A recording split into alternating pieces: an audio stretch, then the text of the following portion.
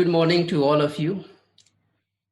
Today I am the panel moderator. This session is going to be a little different that usually we do in Toastmasters meeting, but today I have two amazing, very smiling, very energetic, very well experienced panelists.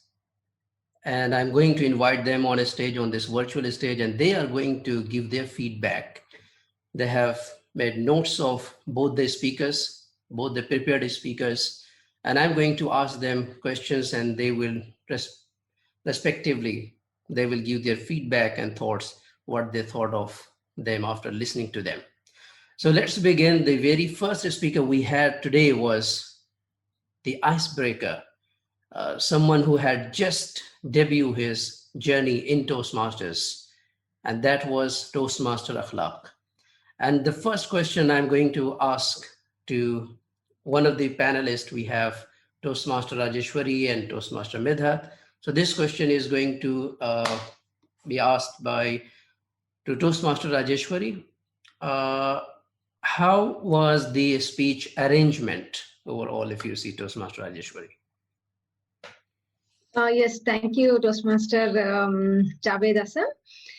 Looking at the stage of Toastmaster Akhlaq's speech, it is just an icebreaker. Looking at that perspective and then hearing his speech was, I think the initial part was slightly on the others, getting into the introduction part and other thing. He was not maintaining that chronological order, but in the later half, it was very nicely he maintained that order of he started well off with his school and then college, and then how he succeeded in his career, and that was very well maintained.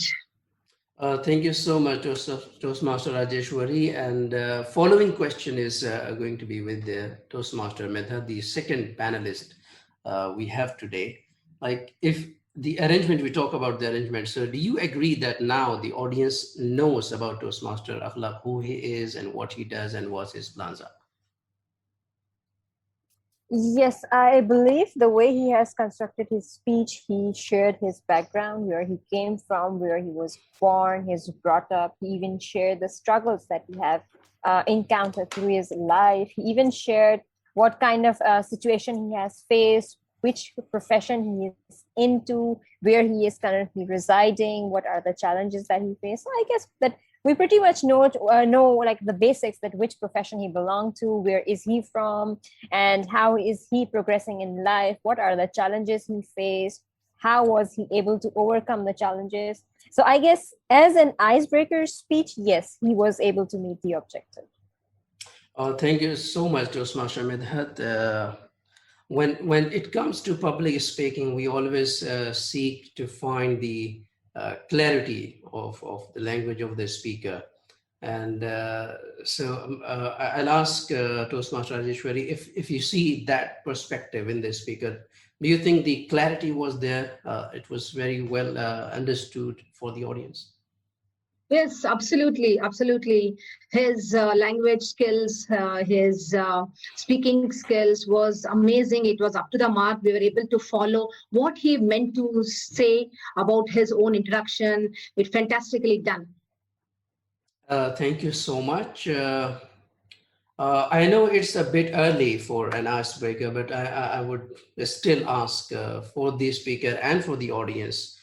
It matters a lot, the body language. I'm not asking all the aspects, but Toastmaster Mehta, do you think if one particular aspect is the eye contact, do you think that speaker did he meet? Well, as an icebreaker, I would really commend him that he was fluent enough to perform a speech. Usually when we come on screen for our first speech, we tend to be a bit shy, hesitant, nervous, but I don't see any signs of, even though he mentioned in his speech that this is my first time I'm presenting myself before an audience, so I'm a bit shaky, I'm a bit nervous, but I couldn't tell while he was presenting himself. And the good thing that in his speech was that he was able to make the commitment that, okay, fine, I'm not good right now, but I intend to improve myself. So I would say that to him that he did an amazing job for an icebreaker speech. But since he has that spark that yes, he can become a very diverse speaker in future, so maybe he can challenge himself by positioning himself, since we are on a virtual platform. So maybe if he could have stand up and presented his speech, so the gestures, the body language could have been played another, I would say, an edit part to it. Very well and the said. Yeah. and the placement of the camera, definitely, so that he can make an eye contact directly with his audience. That is important. Very well done. Thank you so much, Toastmaster Medhat. We determine the confidence of any speaker by looking at the level of comfort while speaking and delivering before the camera or before the audience. So, Toastmaster Rajeshwari, if I ask you the level of comfort in the speaker, what do you think? How was it? The comfortness while delivering the speech? The speech, what I heard, made me feel that he is a very, confident person, and he was very comfortable in sharing his journey and how he faced the crisis, and that shows how resilient he is. And to add on to the power of the person is like he owns his own business. That itself shows how confident a person is in approaching and in his communication skills. And I'm sure he can do wonders in coming years through this Toastmasters journey.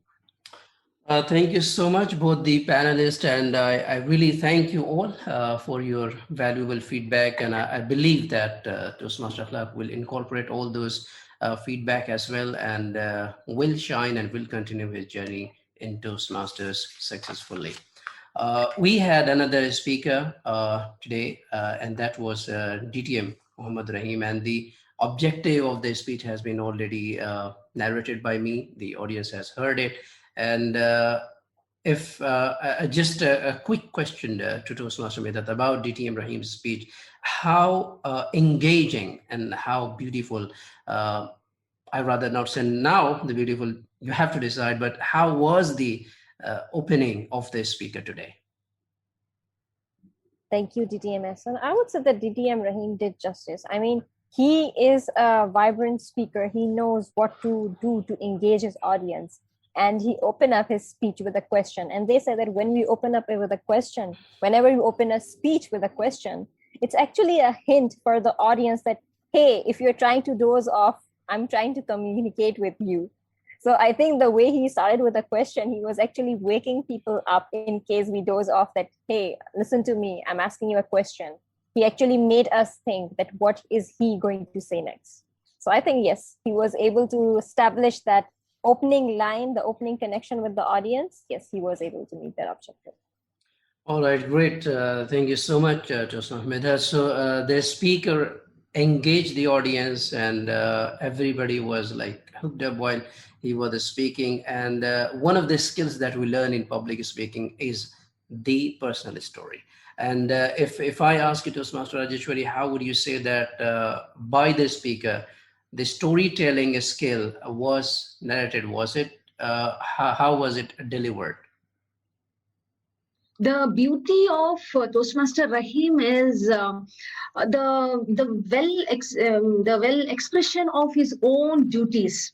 How he established himself as an area director in 2019, and with that minimum number of people who are not even cooperating with him in his journey, and the way he explained his overall journey as a leader was up to the mark. And I could actually feel how a leader should take this into consideration while having this leadership journey. Very well.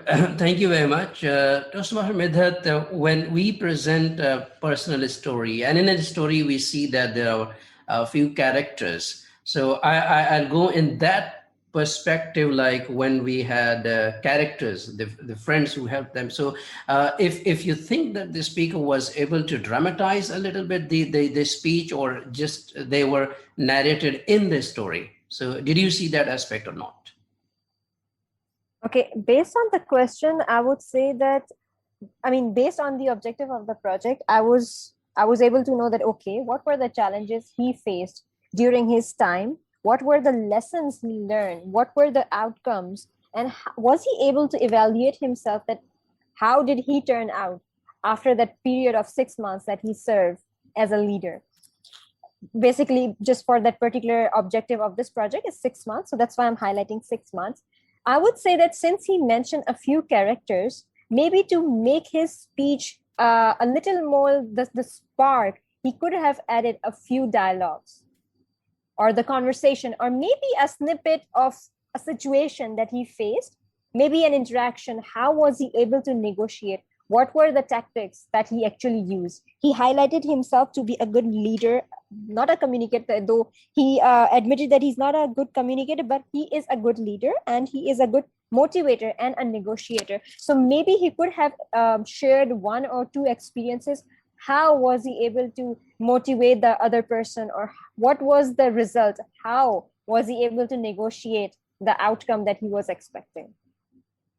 Thank you so much. The following question would go to Toastmaster Rajeshwari. See, it's again related to this story. In a story, we try to find the climax.